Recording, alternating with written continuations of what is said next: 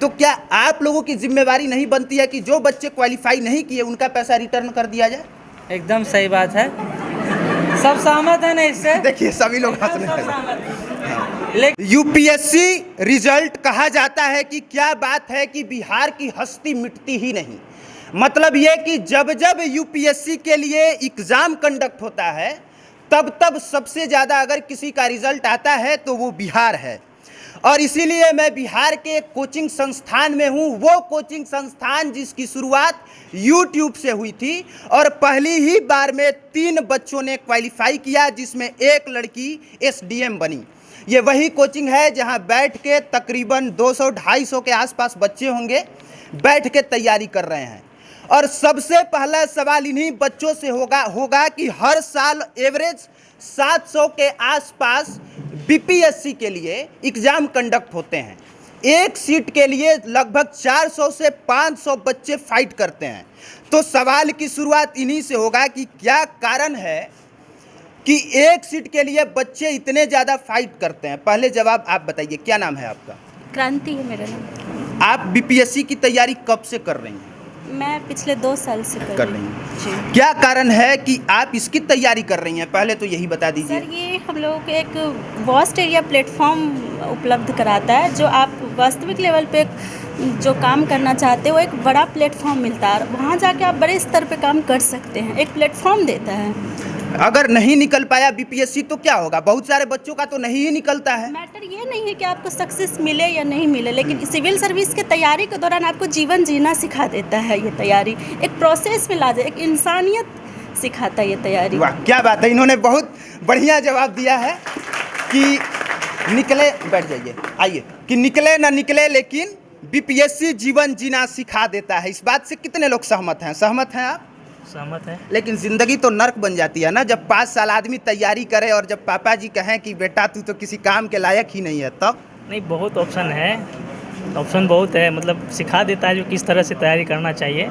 बस एक ही बीपीएससी नहीं है, मतलब और भी फॉर्म है जो भर के हम कर सकते हैं, आगे निकल सकते हैं। सर आप बताएंगे क्या कारण है कि इस तरीके से लगातार जो है हर बार ये होता है कि बहुत लाखों बच्चे फॉर्म भरते हैं और मात्र एवरेज 700 बच्चों के सिलेक्शन की ज़रूरत होती है। तो ज़्यादातर बच्चे तो अनसक्सेस हो जाते हैं, फिर भी बच्चों की संख्या उतनी ही ज़्यादा होती है, भीड़ उतनी ही ज़्यादा होती है। क्या कारण है? ऊपर से आपके कोचिंग में दिन प्रतिदिन बच्चों की संख्या बढ़ती ही जा रही है, तो रीज़न क्या है? देखिए, सबसे पहले अगर बिहार में देखा जाए तो 2 बात कहा जाता है कि बिहार में जैसे ही बच्चा पैदा होता है तो उसको कहा जाता है भाई ये बेटा हुआ या बेटी हुई, इसको बनना है या तो आईएएस बनना, नहीं तो एसडीएम बनना। दूसरा उसके दिमाग में डाला भी नहीं जाता। जब हम ये श्योर सक्सेस स्टेबल किए तो मैंने कुछ नहीं किया एक्स्ट्रा। मैंने कभी नहीं बोला कि बीपीएससी, मैंने सीधा बोला एसडीएम। अब की बार सीधे एसडीएम से प्यार। मैंने ये जो जीन है ना, डीएनए, ये मैंने गाँव के हर एक बच्चे के अंदर डाल दिया कि अगर करना है तो सिर्फ एसडीएम करना है। बस कल की ज़िंदगी को भूल के तो देखो, आज की ज़िंदगी को जी के तो देखो, कल खुद ही संभर जाएगा। कहा जाता है कि बिहार में जब बच्चे पैदा होते हैं तो या तो सीधे हाथ में बंदूक उठाते हैं या फिर बीपीएससी या यूपीएससी निकालते हैं। बिल्कुल सही आप बोले, लेकिन 90 की बात बोले, ये 21वीं सदी है। 21वीं सदी में ये बात गलत हो जाता है। 21वीं सदी में बस एक ही बात होता है, कलम उठाओ और इतिहास रच दो। बच्चे लिख रहे हैं, इतिहास हो रहा है। चाहे बीपीएससी की बात कीजिए, यूपीएससी की बात कीजिए, बिहार ऊपर जा रहा है, इसमें शक की कोई बात ही नहीं है। कोचिंग के डायरेक्टर हैं दीपक सर। अब अगला सवाल दीपक सर से होगा कि इन्होंने ये कोचिंग की शुरुआत किस तरीके से की और किस तरीके से यूट्यूब पर पढ़ा करके 3 बच्चे क्वालिफाई करते हैं, और जब 3 बच्चे सफल हो जाते हैं तो फिर धीरे धीरे ऑफलाइन भी इस कोचिंग में बच्चों की संख्या बढ़ती जाती है। दीपक सर, स्वागत है आपका। सर बताइए, बीपीएससी ही क्यों? बीपीएससी इसलिए क्योंकि एक तो हम बिहार के निवासी हैं और बिहार में सर्वोत्तम एग्ज़ाम है। ऑफिसर बनना है अगर आपको बाहर, तो उसके पहले अगर बिहार में बनने का मौका मिल रहा है तो क्या बुराई है? सबसे पहले बीपीएससी इसलिए। दूसरा बात, हम लोग के बचपन का सपना होता है ऑफिसर बनने का, और बीपीएससी आपको मौका देता है कि आप ऑफिसर बिहार में बने। तो बीपीएससी इसलिए ताकि आप ऑफिसर बन सके। कितने बच्चे आपके कोचिंग से साल दर साल कितने बच्चे क्वालिफाई करते गए हैं? ऐसे क्वालिफिकेशन की बात किया जाए तो पहला जो हम लोग शुरुआत किए थे 2018 में, तब 3 बच्चे, जिसमें एक प्रियंका कुमारी एसडीएम है, वो क्वालिफाई किए थे। फिर 3 के बाद 53 हुआ 64वीं में। 3 के बाद सीधे 53 हो गया। हाँ। और वो भी ऑनलाइन नहीं, या उस समय ऑफलाइन? ऑफलाइन खुल चुका था। अच्छा। लेकिन ऑनलाइन में ज़्यादा स्टूडेंट थे, क्योंकि हम लोग का नाम ऑनलाइन से ही हुआ है। फिर ऑफलाइन में बढ़ते चले गए, क्योंकि डिमांड बढ़ता है तो सप्लाई देना जरूरी है जी। तो उसी हिसाब से हम लोग ऑफलाइन में भी आए। और ऑफलाइन में हम लोग लगातार प्रयास कर रहे हैं कि बेस्ट करें। और बेस्ट करने के लिए हम लोग 65वीं में भी, जब लॉकडाउन था तो हम लोग किसी तरह क्लास चला रहे थे, और उस दरमियान भी हमारा टेस्ट कैंडिडेट का सिलेक्शन हुआ। और अब 66वीं की बारी है, जिसमें मेंस रिजल्ट आ चुका है। 50+ स्टूडेंट हैं जो हमारे कामयाब हुए हैं। 50 बच्चों ने मेंस एग्जाम क्वालिफाई किया है। हाँ। पर कुंदन जी, एक फ्रेम में सबको लेने की, सबको कैमरे में कैद करने की कोशिश कीजिए। सवाल आपसे तगड़ा होगा इस बार, और सवाल ये है कि आप लोग एजुकेशन के नाम पे हजारों बच्चों से फीस लेते हैं, हजारों हजार फीस लेते हैं, और कोई गारंटी नहीं होती है कि कितने बच्चे क्वालिफाई करेंगे और कितने बच्चे नहीं करेंगे। जब 700 ही फॉर्म आता है तो जाहिर सी बात है कि आप ही के कोचिंग से तो 700 बच्चे नहीं निकल जाएंगे, मुश्किल से 20, 30, 40, 50 निकल जाएं तो बहुत ही ज़्यादा है। तो क्या आप लोगों की जिम्मेवारी नहीं बनती है कि जो बच्चे क्वालिफाई नहीं किए उनका पैसा रिटर्न कर दिया जाए? एकदम सही बात है, सब सहमत है ना इससे? देखिए सभी लोग हंस रहे सब हैं। सहमत हैं। लेकिन पता है जिम्मेदारी सिर्फ टीचर का क्यों? जिम्मेदारी टीचर का क्यों? टीचर भी आप ही लोग की तरह है, जो खाता है, कमाता है और आपके लिए कुछ करता है। जिम्मेदारी उस बच्चे का भी है जो अपने माँ बाप से पैसा लेता है, पटना जैसे शहर में आता है और अपनी जिम्मेदारियों का निर्वहन नहीं करता है।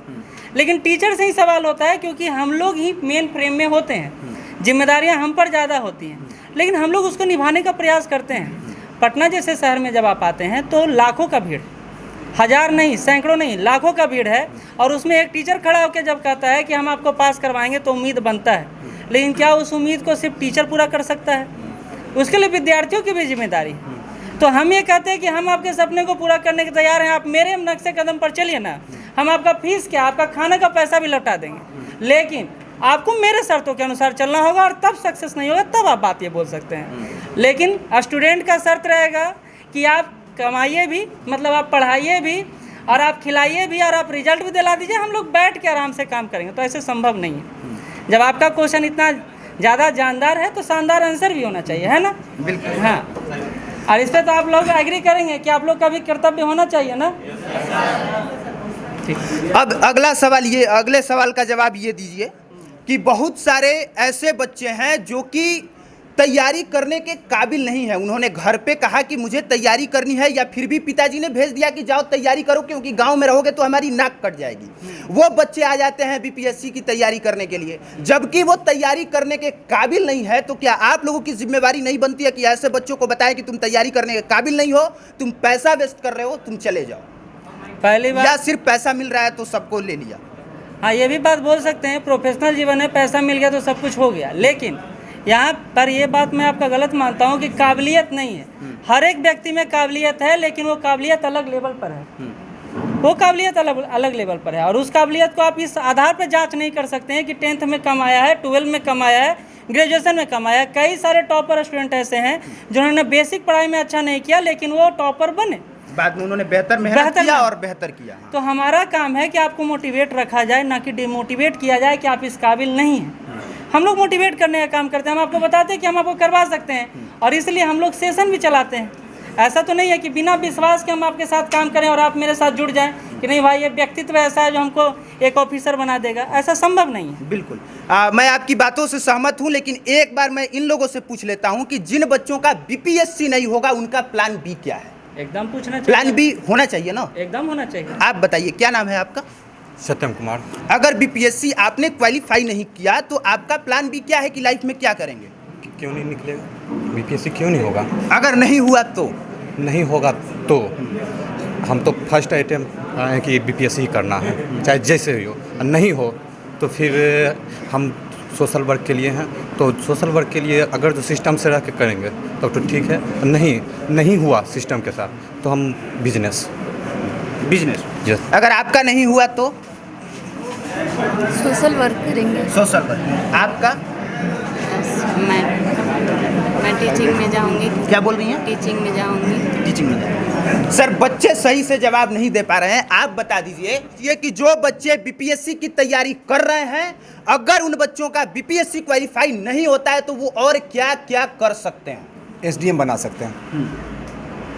अगर बन गए तो एसडीएम, नहीं बने तो आगे वाला जनरेशन को एसडीएम बनाएंगे। सिंपल। बिल्कुल। बेरोजगार नहीं होंगे, बेरोजगार नहीं होंगे, किसी भी हालत में बेरोजगार नहीं होंगे। मतलब बीपीएससी उस लेवल की पढ़ाई है कि अगर आप ढंग से पढ़ लें तो जो बच्चे बीपीएससी की तैयारी करने के बाद घर चले जाते हैं और बेरोजगार बैठ जाते हैं, इसका मतलब कि उसने ढंग से पढ़ाई नहीं की, राइट? नहीं, इसमें दोनों का दोष है, बच्चे का दोष ना, ये गलत हो जाएगा बोलना। इसमें शिक्षक का भी दोष नहीं, इसमें हम भी शिक्षक ही खुद के लेते हैं, किसी दूसरे टीचर को क्यों अपमान करें। इसमें मेरा भी दोष है, कहीं ना कहीं हमने भी 100% नहीं दिया। बच्चा ने तो नहीं दिया, वो तो नहीं दिया, लेकिन हमने भी नहीं दिया। और अगर मेरे नज़रिया से देखा जाए तो ज़्यादा दोष मेरे अंदर है, क्योंकि माँ बाप बड़ी उम्मीद से हमारे पास सुपुर्द कर देते हैं, सुजीत सर ले जाइए, इसको बना दीजिए। उसके बाद जैसे ही वो मेरे पास आता है उसके माँ बाप हम हो जाते हैं। हम बच्चों के साथ क्या करते हैं क्या बताएं, लेकिन इतना ज़रूर करते हैं, हम नहीं चाहते पास होना। वास्तविकता यही है, हम पैसा उसे ऐंठते हैं, समय पे क्लास नहीं देते हैं, समय पे उन्हें मटेरियल नहीं देते हैं, समय पे उनका टेस्ट नहीं होता है, समय पे उनसे पूछा नहीं जाता है, ना उनका अटेंडेंस बनता है, ना उनके परिवार को जाके बताया जाता है आपका बच्चा है कहाँ। बस पैसा मिल गया मुझे, बैठे हुए रहते हैं। एक दिन फ्री क्लास, डेमो क्लास जिसको अंग्रेजी में कहते हैं, उसके बाद जो है 50% जल्दी पे दे दो, 2 दिन के बाद फिर 50% दे दो। उसके बाद अब जिंदा है बच्चा या मर गया है कोई फर्क नहीं पड़ता है, हमारी संस्था का शोभा बढ़ाओ। तो कहीं ना कहीं जिम्मेदारी हमारे ऊपर है, शिक्षक की भी, लेकिन बच्चों की, गार्जियन की, समाज की, लगभग थोड़ी बहुत सबका योगदान कहीं ना कहीं है। बिल्कुल। हमारे के बाद अब गार्जियन पे ही दौड़ने वाले हैं। गार्जियन कभी पूछते हैं? आप यहाँ पे बैठा हुआ जितने भी बच्चे हैं पूछ लीजिए, सुजीत सर 2 बजे रात में कॉल करते हैं? आप किसी से भी पूछ सकते हैं, हमारी संस्था में पढ़ने वाला बच्चा से 2 बजे रात में करते हैं, 2 बजे फ़ोन करते हैं तो ये नंबर दूसरे नंबर पे व्यस्त है। जब बच्चा आके क्लास में बैठता है तो पूछते हैं रात में कहाँ थे सर? कस्टमर केयर से बात कर रहे थे। हद है। सोचिए ये हालात है। 2 बजे कौन माँ बाप है? 2 बजे कौन सा फ्लिपकार्ट है, कौन सा स्नैपडील है जो उससे बात कर रहा? बिल्कुल बिल्कुल, ये सही बात। आज के डेट में आपको ऑनेस्टी बता रहे हैं आपके सामने। आज मेरा बच्चा 10 बजे के बाद फोन लगाइए, धराधर, हाँ रोमांटिक गाना चलता है लेकिन बेस्ट नहीं बताता, ये चीज़ हम बताते हैं। और हद तक हमारी प्रयास होती है एज ऑनेस्टी कि जो हम नहीं कर सके ना वो हमारा सारा बच्चा करेगा, और करने के लिए इसके अंदर आग डाल दिए हैं। ये जब भी बनेगा तो एसडीएम बनेगा, और इसको बनने के लिए पूरी जान डाल देगा। हाँ, थोड़ा सा युवा है तो थोड़ा सा अंदर तो जोश होना चाहिए। और हम भी कहते हैं, हम भी आपके एज में थे तो पूरा एग्रेसिव थे, अब ऐसे कौन बोलने वाला। लेकिन जैसे जैसे ज्ञान बढ़ते गया अब समझ में आया ऐसे नहीं, जैसे। उसके बाद हमने समझा कि मानवता सबसे पहले होता, धर्म पीछे भाग जाता। कोई कुछ बोल रहा है सुनते जाइए, समय आने के बाद सूद सहित वापस करूंगा, और कर भी रहा हूं, आगे भी करूंगा। और मैं चाहूंगा आप भी वही काम कीजिए। शांत रहिए, मौन रहिए, सफलता खुद शोर बचाएगी। सोचने की क्या बात है, जो बीत गया है उसको भुला दीजिए, जो आ रहा है उसमें जिंदगी को जी लीजिए। आने वाला टाइम अपने आप समझ जाएगा। एसडीएम बन के जमाने को दिखा दीजिए। बाकी इस कोचिंग में इन सर और इस सर का इंटरव्यू लेने का और इन बच्चों से रिएक्शन लेने का बस इतना मतलब था कि मैं आप लोगों को बता सकूं कि कोई शिक्षक यूट्यूब से अपनी जर्नी स्टार्ट करके 3 बच्चों को बढ़िया से बीपीएससी क्वालिफाई करके इस तरह से बच्चों को बैठ के पढ़ा सकता है, उनके अंदर जोश, जज्बा और जुनून भर सकता है। ये अलग बात है कि सवाल जब तीखा या उल्टा पूछा जाए तो वो बच्चे एग्रेसिव हो जाए। बाकी समय देने के लिए बहुत बहुत धन्यवाद। आपको भी और आपके टीम को भी बहुत बहुत शुक्रिया। और जब कम से कम आपने इन्हें रिएक्शन करना तो सिखाया, और ये रिएक्शन अगर एग्ज़ाम में कर पाए ना तो सफलता सुनिश्चित होगी। सफलता शोर मचा देगी।